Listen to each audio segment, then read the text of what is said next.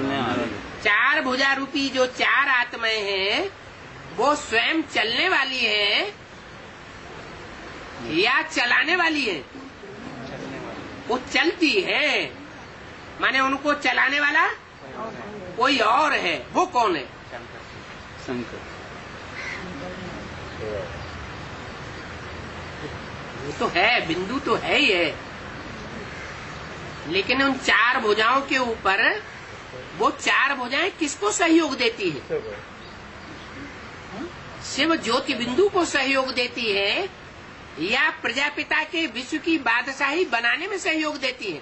विष्णु के बादशाह। शिव तो विश्व का बादशाह बनता नहीं है, उसे बादशाही लेनी भी नहीं है, उसको तो वापस जाना है।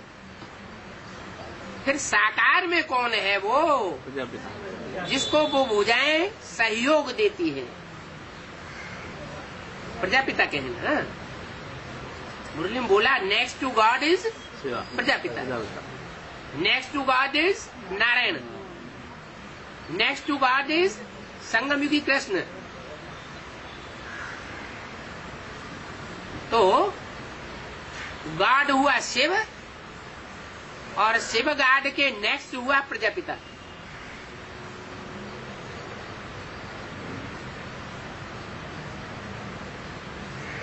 जो विश्व का मालिक बनता है। ऊंचते ऊंच साकार में कौन? प्रजापिता। साकार में जो ऊंचते ऊंचे है उसके द्वारा ही गाया जाता है गीता का भगवान। ब्रह्मा ऊंचते ऊंचे नहीं है।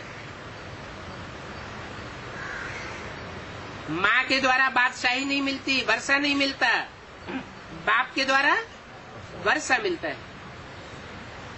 तो जो बाप प्रजापिता है, सारी मनुष्य सृष्टि का बाप गाया जाता है। मनुष्य सृष्टि की हर आत्मा उसको मानती है। हिंदू हो, मुसलमान हो, सिख हो, ईसाई हो, सब उस आदि पुरुष को मानते हैं, आदि पिता को। वो हुआ प्रजापिता। वही गीता का साकार भगवान के रूप में सृष्टि में प्रत्यक्ष होता है। आदि में भी वो बीज था और अंत में भी वो बीज बन करके रहता है।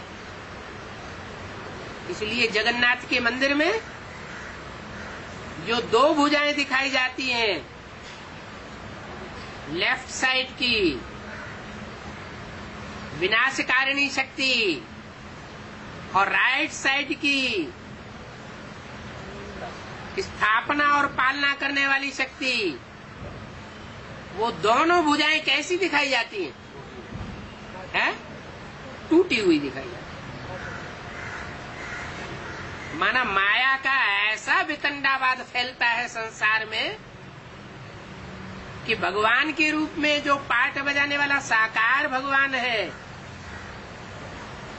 सारे जगत का पिता है, सारे जगत का नाथ है, उनकी सहयोगिनी विशेष शक्तियों को भी तोड़ देती है। कौन है? माया। इसलिए माया को टाइटल मिला हुआ है कौन सा? सर्वशक्तिमान।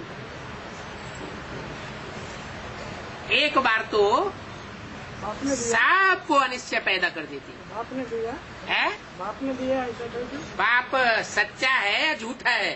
सच्चा। सच्चा बाप है तो कुछ नियम बनाएगा ना। वो नियम बनाता है। कौन बुद्धि से सरेंडर होता है पहले?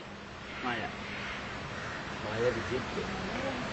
300-400 यज्ञ के आदि में भी बुद्धि से सरेंडर हुए थे क्या?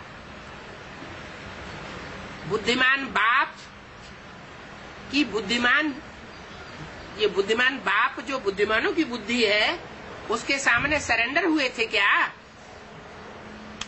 बाप के सामने सरेंडर हुए थे आदि में?